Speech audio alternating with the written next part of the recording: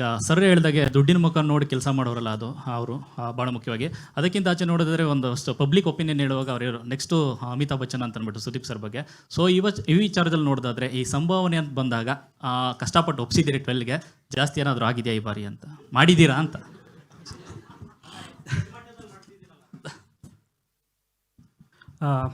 ಇಲ್ಲ ಅದು ನಮ್ಮ ಪರ್ಸನಲ್ ವಿಷಯಗಳು. ಬಟ್ ನಾವು ಬೇರೆ ಆಪ್ಷನ್ ಹುಡುಕ್ಲೇ ಇಲ್ಲ. ನೋಡಿದರೆ ಅವ್ರು ಟ್ವೀಟ್ ಮಾಡಿ ಮಂತ್ರನೂ ನಾವು ಡಿಸೈಡ್ ಆಗಿದ್ವಿ ಸುದೀಪ್ ಸರ್ ಅಂದರೆ ಬಿಗ್ ಬಾಸ್ ಅಂದ್ರೆ ಸುದೀಪ್ ಸರ್, ಅಲ್ಲಿ ಆಪ್ಷನ್ ನಾವು ಹುಡುಕ್ಲೇ ಇಲ್ಲ.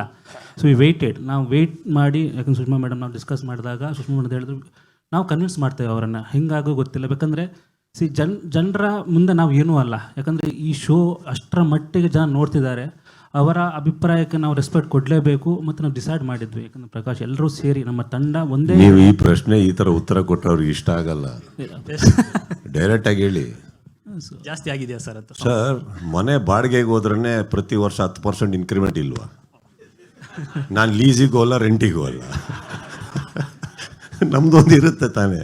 ಮತ್ತು